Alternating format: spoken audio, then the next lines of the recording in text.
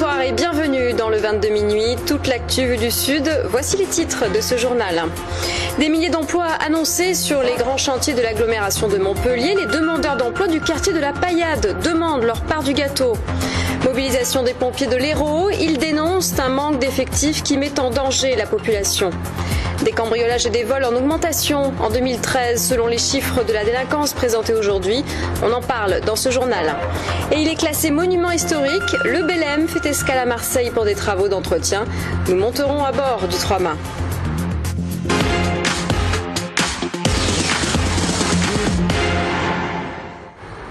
Mais d'abord, de plus en plus de retraités reprennent le chemin du travail en France. Selon des chiffres de l'Inspection générale des affaires sociales, sur les 15 millions de retraités français, plus de 500 000 cumulent une pension et un emploi. Le couple que nous avons rencontré a décidé de racheter la boulangerie qu'il avait vendue il y a 4 ans et les fourneaux tournent à plein régime. Un reportage de Julien Butner et de Samia Belbachir. À presque 62 ans, Francis Dumas fabrique toujours son pain. Avec sa femme Patricia, ils ont tenu cette boulangerie du quartier Vauban pendant plus de 20 ans jusqu'à leur départ à la retraite. S'ils sont revenus à leur commerce, c'est notamment par nécessité. Oui, un petit peu économique, c'est vrai, parce que à la maison, on n'avait pas beaucoup de revenus, mais aussi parce que c'est le fait, comme je vous dis, qu'on ne voulait pas l'abandonner. Voilà, on voulait vraiment qu'elle reparte. Les mains dans le pétrin depuis ses 14 ans, Francis a toujours l'amour du métier. S'il a quitté sa retraite pour des raisons financières, c'est tout de même avec plaisir qu'il a retrouvé son ancienne vie. Les premières années, j'étais très bien, mais à la fin, je commençais un peu à m'ennuyer. Ça m'a permis de retrouver de l'activité, puis de me sentir mieux dans ma peau. Vendu il y a 4 ans, le fournil du sanctuaire est passé sans succès d'un propriétaire à l'autre pour être finalement laissé à l'abandon. Lorsque le couple est revenu, c'est surtout les clients qui étaient ravis. Donc ça me fait un peu de la peine parce qu'ils ont perdu leur retraite. S'ils sont revenus, c'est qu'ils ont leur raison, ça ne me regarde pas. Je suis bien content qu'ils soient revenus, c'est tout. Francis et Patricia se donnent encore 5 ans pour prendre ce qu'ils espèrent être leur deuxième et dernière retraite. Après Nexity à Marseille, c'est au tour des habitants de certains quartiers de Montpellier de se mobiliser. 8000 emplois ont été annoncés sur les grands chantiers de l'agglomération pour le déplacement de l'A9, la ligne à grande vitesse ou encore la nouvelle gare TGV. Des emplois dont les résidents du quartier de la Paillade et des militants du collectif Justice pour le Petit Bar disent ne pas voir la couleur. Ils ont investi cet après-midi la cellule emploi dédiée au dossier. La plupart des jeunes que vous voyez ici ont été déjà inscrits ici depuis le mois de septembre. Ils ont des diplômes, des BTS MUC, des BEP, des CAP, et dans toutes les branches, que ce soit ALU, Vert, MSMA, partout. Tous les lycées Montpellier ont été fréquentés, les facs de Montpellier ont été fréquentés par ces gens-là. Mais malheureusement, il n'y a pas de débouché, il n'y a rien du tout pour nous. Comme je vous disais tout à l'heure, il n'y a que des promesses sans actes. Et nous, ce qu'on cherche aujourd'hui, ce n'est pas des promesses, c'est des actes, monsieur, qu'on veut. On commence à rentrer dans le dispositif. Et ce que je peux vous dire aujourd'hui, c'est qu'on a reçu, on a 180 offres d'emploi qui sont arrivées à la cellule emploi, et plus de 170 aujourd'hui pourvus déjà par des jeunes dont la plupart relèvent des quartiers en difficulté. Nous recevrons les délégués de cette structure associative et on va travailler avec eux pour voir s'il y a moyen d'améliorer un certain nombre de choses pour être plus proche de leurs préoccupations. Le bras de fer entre les pompiers de l'Hérault et leur direction continue. Ils se sont mobilisés ce midi, place de la Comédie.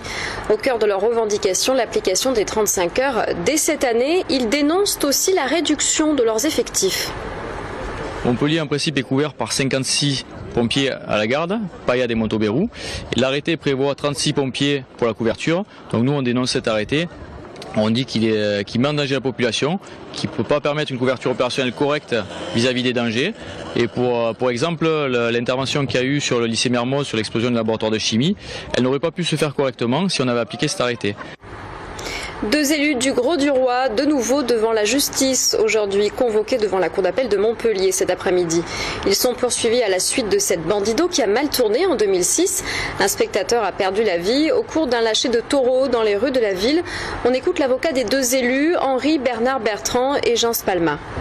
Il n'avait pas juridiquement des pouvoirs de police qui engagent la responsabilité en matière de bandits et d'abrévardes, c'est-à-dire les pouvoirs permettant d'organiser, à tous les sens du terme, la sécurité ne leur avait pas été transférée sur un plan strictement administratif et juridique au terme d'un arrêté municipal en bonne et due forme. À partir de ce moment-là, ils n'avaient pas cette responsabilité et ne pouvaient pas être poursuivis. La décision de justice a été mise en délibéré au 27 février prochain. Les chiffres de la délinquance ont été dévoilés aujourd'hui par le ministre de l'Intérieur, Manuel Valls. L'an dernier, les cambriolages ont augmenté de plus de 6% en zone police contre près de 5% en zone gendarmerie. Selon le ministre, la création des zones prioritaires de sécurité il y a 2 ans a permis d'augmenter les saisies de drogue, d'argent ou de cigarettes de contrebande. Elles ont bondi de 22% et permettraient d'atteindre les délinquants au portefeuille. La captation des avoirs criminels constitue l'un des fondements de la police judiciaire moderne et constitue un complément indispensable à la peine d'emprisonnement. Frapper au portefeuille ou au patrimoine est une forme de sanction, croyez-moi, très efficace. Alors avec ces chiffres, est-ce que le sentiment d'insécurité est en augmentation? Nous avons posé la question à des Marseillais sur le Vieux-Port. On peut les écouter. Je suis pas effrayée plus que ça. Il fait bon vivre ici, non? On s'est pas senti en danger, non, aucunement, non. Non, à aucun moment, voilà. C'est vrai que je vais faire attention et que je vais prendre un sac en bandoulière comme ça et le mettre sous ma veste et comme ça je suis bien protégée. Je ne vois pas beaucoup de policiers par contre. Quand je me promène à pied dans les rues passantes. L'insécurité, quand il y a des problèmes, à la police de faire son travail. On passe au résumé de l'actualité en bref et en images avec Lilia Bertoneau. Première victoire pour les 1173 salariés de l'usine Goodyear d'Amiens Nord. Hier, la direction a triplé leur indemnité de départ. Mais après presque 7 ans de conflit avec le fabricant de pneumatiques, la CGT entend bien continuer de se battre. Le syndicat a annoncé une saisie des prud'hommes. Motif, contester l'inexistence d'une justification économique de leur licenciement. Le principal actionnaire de Maury Ducrot, Arcol Industries, a amélioré aujourd'hui son offre de reprise du transporteur en redressement judiciaire. Après une négociation de plus de 8 heures au ministère du redressement productif, Arcol propose de garder 2150 salariés au lieu des 1900 initialement prévus. Il s'engage également à verser 7000 € d'indemnité de départ à chaque salarié licencié. 3 ans de prison ferme pour Fatima Tarour. La jeune femme a reconnu être à l'origine de l'incendie qui avait fait 24 morts en 2005 à l'hôtel Paris Opéra. Fatima Tarour avait renversé du linge sur des bougies en quittant l'hôtel après une dispute avec son amant Nabil Dekali. Cet ancien veilleur de nuit a lui été condamné à 2 ans de prison, dont 1 avec sursis. Il a reconnu avoir consommé alcool et drogue le soir du drame. Favoriser l'intégration d'enfants en situation de handicap dès le plus jeune âge, c'est le pari d'une crèche municipale qui vient d'ouvrir ses portes à Paris. Dans cet établissement, 1/3 des places sera exclusivement réservé à des enfants handicapés. Une première à Paris. 4 autres crèches sur le même modèle sont en projet dans la capitale. Des enfants qui seront encadrés par des agents spécialement formés. Santé et le seuil de l'épidémie de gastro-entérite doit être atteint cette semaine. Les cas sont en forte augmentation selon le réseau Sentinelle. Une maladie qui, mal soignée, peut avoir de graves conséquences sur la santé des patients les plus à risque.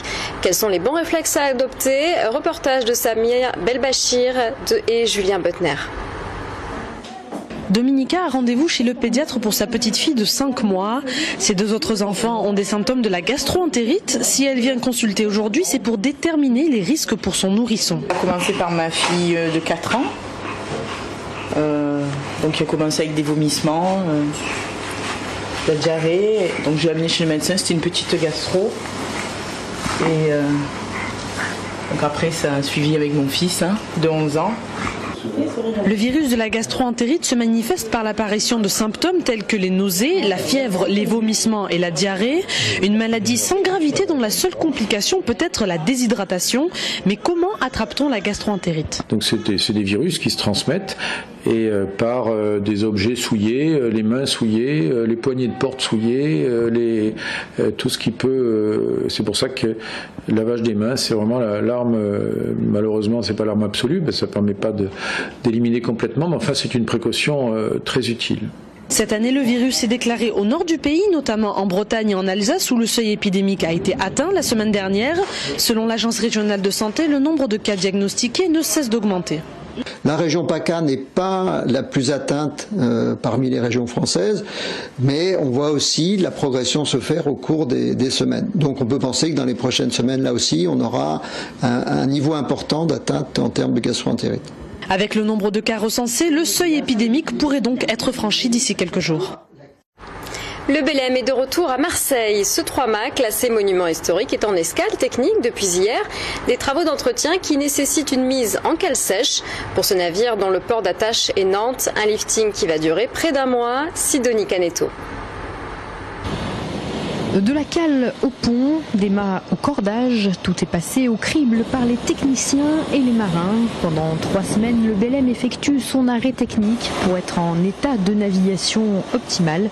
Si l'entreprise Sudmarine Shipyard, chargée des travaux, préfère rester discrète sur la question, le second du capitaine nous dévoile l'ampleur de la tâche. Donc le chantier s'occupe de la peinture de la carène, mais va aussi s'occuper, en gros chantier cette année, à sortir les 2 lignes d'arbre d'hélice. Donc les lignes d'arbre d'hélice, c'est ce qui tient les hélices, c'est ce qui relie les hélices au moteur. Donc c'est important, c'est la propulsion, même si c'est un voilier à l'origine, on a quand même besoin de moteur aujourd'hui pour assurer la sécurité et tenir un programme de navigation. Ce fameux 3 mâts est un navire école, non pas pour la marine, mais pour le grand public. À chaque escale, le Belém propose des stages de 3 à 5 jours. 48 stagiaires par stage apprennent les rudiments de la navigation à voile. Ce sont en tout 1200 personnes à travers le monde qui participent à ces stages. Ils sont aiguillés par l'équipage pour participer à la manœuvre, pour barrer le navire, pour regarder avec les officiers à la passerelle comment on fait un point sur la carte, quels sont les instruments de navigation, bon, les instruments modernes, radar, GPS, etc. Mais aussi on peut s'amuser avec les sextants. Enfin, il y a différentes choses comme ça qu'on peut aborder. Le Belém remis à neuf se rendra à Venise le 18 février, puis fera un grand tour de la Méditerranée avant de revenir à Marseille, cette fois-ci sur le Vieux-Port, les 27 et 28 juin prochains.